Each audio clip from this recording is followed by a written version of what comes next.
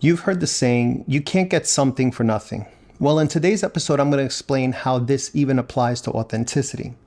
Being yourself and showing up as the most authentic version of yourself is your birthright and is the key to a fulfilling life. But it comes at a cost, in more ways than one. In this episode of the Business of Being You podcast, we'll explore the cost of authenticity and how it's something you can't afford to ignore.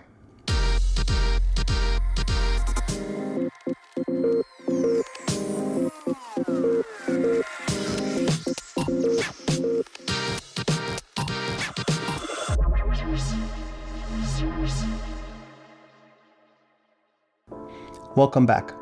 In today's episode, I want to talk to you about the cost of authenticity.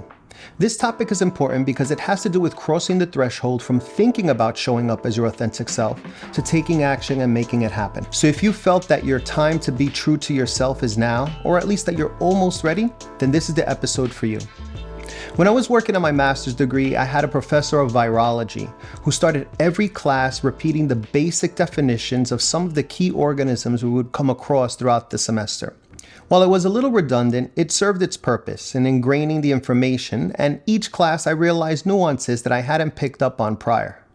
So following that approach, I want to remind you of the definition of authenticity and the authentic self. Authenticity means what I say and what I do reflect what I believe. And so the authentic self means what I say and what I do reflect who I believe I am. And why is this important? Why does it even matter? Because you're called to do something important in your life and for the world, even if it's just a small part. And because you possess something within you that makes you not only equipped for this purpose, but makes you the person someone in the world is looking for to either teach them something about how they see the world or themselves. But the saying goes, you can't get something for nothing. And that's what this episode is about, the cost of authenticity. Now, when we're talking about the cost as it relates to authenticity, it can be used as a noun or as a verb. As a noun, it's something that you have to give in order to receive. And as a verb, it means something that you have to lose in order to receive. What I've found is that when you want to step up and do something great, your cost will be both something you have to give and something you have to lose. And the cost is proportional in size to the size of what you want to accomplish. It's not often that we come to significant or pivotal crossroads in our lives. But when they do arise, it's always accented by a persistent thought or vision in our minds. And you'll know it's different because it's not just a thought, it's typically something that evokes an emotion. And it allows you to not only imagine an image of what you would like, but it actually takes you down a road through your imagination of what life would be like if you achieved that goal. This is the kind of thing that you find yourself daydreaming quite deeply and losing track of time until something snaps you out of it. It's been said that the imagination offers us previews of promises yet to come. Maybe you see yourself going back to school to earn a degree in a career that would better serve you and those that depend on you. Maybe it's starting a nonprofit, allowing you to serve people that hold a deep meaning and importance for you. Maybe it's quitting a job that no longer serves you so you can use your time to earn money doing something you're truly passionate about. Or maybe it's taking a leap to live a nomadic life and experiencing the world and cultures on your own terms and at your own pace. Some people are fortunate enough to be authentic from day one. We all know that one person who's just them. But for many, stepping into authenticity requires a transition. This is because many people choose to live a life that they believe they're supposed to live. I'm supposed to finish school, I'm supposed to get a good job, I'm supposed to get married, I'm supposed to have kids, I'm supposed to put my dreams on hold for my family. I'm supposed to support my spouse as they accomplish their goals. I'm supposed to be a supportive friend even when I disagree with what they're doing. I'm supposed to.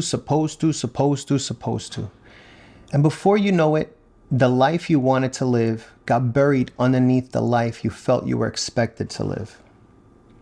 Although it is said that life is short, it actually is quite long, and chances are that you still have time to not only do the things you've always wanted to do, but more importantly, to show up as the person who can do those things. But the transition is not always easy. I know this, and I want you to know that you're seen. You're not alone in your frustration. You're not alone in those moments where you have to hide your tears while at a job that makes you feel like a piece of you is dying inside of you every time you're there. You're not alone when you see someone else accomplishing a goal and you feel stuck in your life. You're not alone when you feel you've sacrificed so much and feel you have nothing to show for it. Know that the dream you hold within you of a better future, of a better you, no matter how grand it may be, can become a reality if you're willing to take on the cost of your authenticity. Now, as I mentioned before, when referring to cost, it can be used as a noun or a verb. As a noun, the word cost means to require the payment of money or something else of value in an exchange. As a verb, it means to result in or entail the loss of. When being authentic requires a transition from an old self with old rules to a new authentic self with new rules, oftentimes there is a cost, both in the noun and verb form. So let's look at cost as a noun. What could you have to pay in order to express your authentic self? If your authentic self takes the form of hosting a weekly book club to engage in meaningful discussions with your community, then the cost for you may be your time. If your authentic self takes the form of pursuing a career in nursing, then the cost for you may be tuition money and time sacrifice from social gatherings so that you can study. If your authentic self takes the form of writing a book, but you currently have a 9-to-5 job, then the cost to you may be sacrificing sleep so you can write after hours. Looking at cost as a verb, what could you lose in order to express your authentic self? If your authentic self involves making yourself a priority and saying no to things that don't serve the highest expression of yourself, then the cost to you may be losing friendships, connections, and relationships. If your authentic self takes the form of making natural-based, high-quality cosmetic products that result in higher prices, then the cost may be losing customers. If your authentic self takes the form of promoting healthy eating and lifestyle, and you currently work at a restaurant that serves unhealthy foods, then the cost to you may be losing your job. Regardless of the form that the cost of authenticity takes on for you, cost is relative to what you can afford or are willing to make an effort to obtain. Let's look at 3 hypothetical examples. Imagine you have $100 in your pocket and you see something that you've always wanted for $25. You could take on that cost gladly and easily. Second example. Imagine you have $100 in your pocket and you see something that you want, but it costs $200. Now you have the opportunity to reflect on how much you want it. What if that $200 thing is dinner at a restaurant that's difficult to get a reservation at?